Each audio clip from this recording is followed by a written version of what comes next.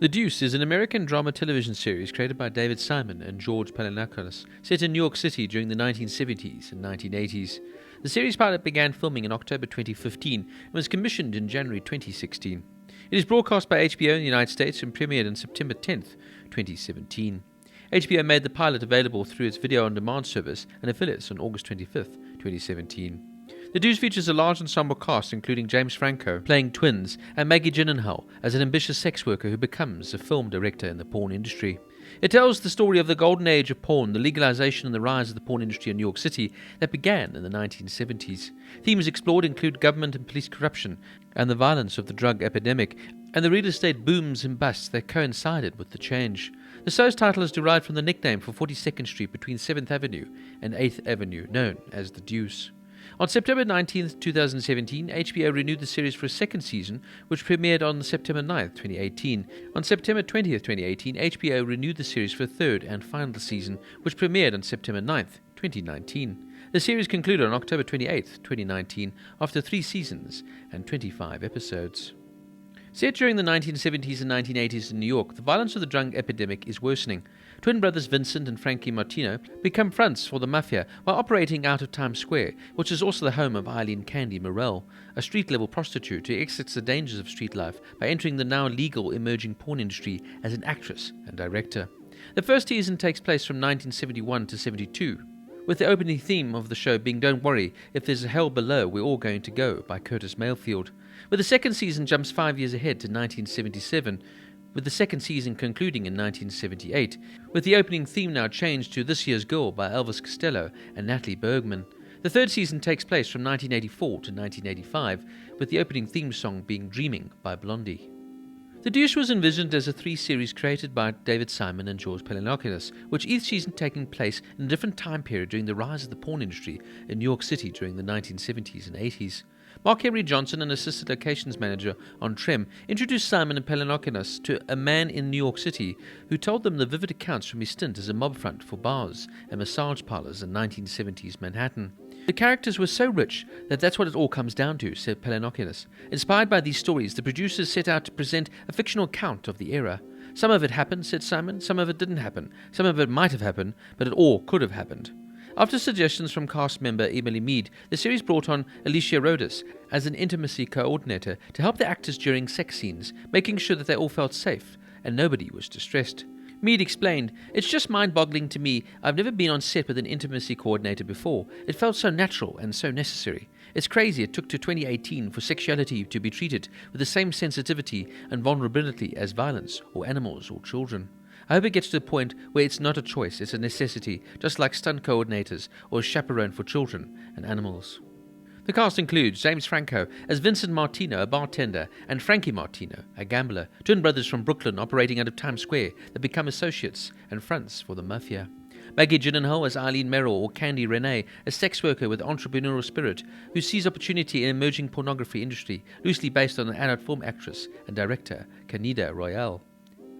Kabinga Akinagaba as Larry Brown, an intense and demanding pimp who later discovers a talent for acting. Chris Bauer as Bobby Dyer, Vincent and Frankie Martino's brother-in-law, and a construction foreman and family man who begins working on the juice in one of the mafia's parlors. Gabby Carr as Cece, a charismatic but ruthless, controlling pimp. Chris Coy as Paul Hendrickson, a kindred spirit to Vincent Martino and a veteran bartender who pursues his own personal and professional ambitions in the emerging LGBT political community. Dominic Fishback as Donna Pickett or Darlene, a young, sweet-natured sex worker who relies on her savvy and intellect to create a life for herself while navigating the complicated relationship with Larry Brown.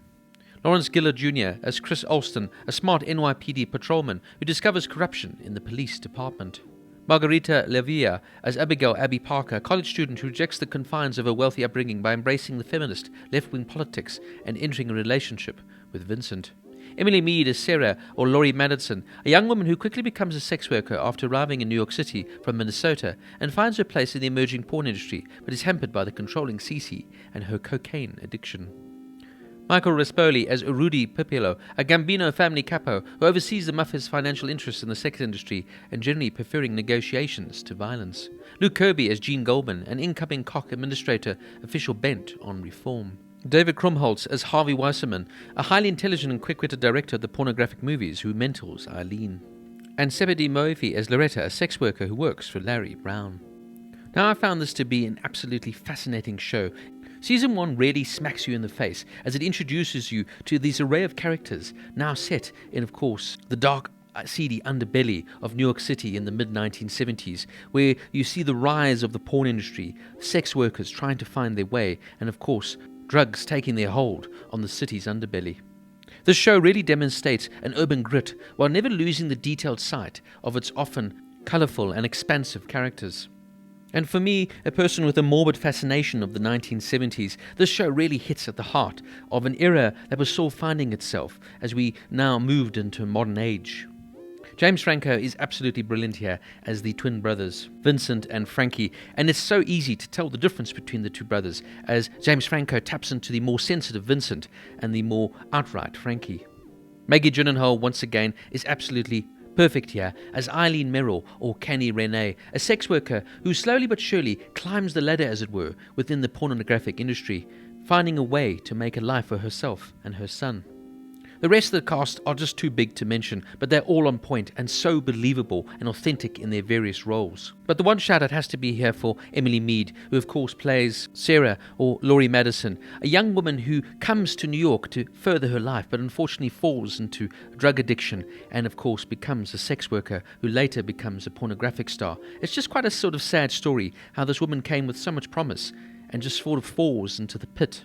And it just reminds you of how many people went to New York City, particularly in the 1970s, looking for so much more and came out with so much less. Also now seeing the rise of the porn industry and how basic it is, especially when you think of the scale of pornography industry is today, well, rather, it's just quite astounding. What the show does, is it incorporates New York as a character, but it never loses its character-driven drama aspects. And it immerses you in this world, and for me, also gives you the female perspective of what it was like to be a sex worker or in the pornographic industry. As I said though, this is fundamentally a character-driven storytelling, but it never loses sight of its social, economic, political and cultural and sexual and gender dynamics of the era. Now, of the 3 seasons, I probably found season 3 the weakest of the 3. I felt the show had sort of tied up its loose ends, and it was just sort of created to sort of let you know where these characters were ending up. In saying that, though, it's still a powerful season, visually rich and utterly human, with a narrative stream. It really just puts a cherry on top of this fantastic show. The show really takes you back to what it must have been like to be in that era, and just to see New York City as an ever-changing, dynamic city is just wonderful to see. From its wonderful creative writing to its immersive characters and fantastic acting here, particularly from Franco and Maggie Gyllenhaal, The Deuce is one of those shows that is definitely not for the faint of heart, but definitely worth giving a watch. It's gritty, it's in your face, and it doesn't shy away from its subject matter, but then again, it's important to cover this subject matter, and The Deuce does this exceptionally well. All 3 seasons of The Deuce gets a 9.5 out of 10.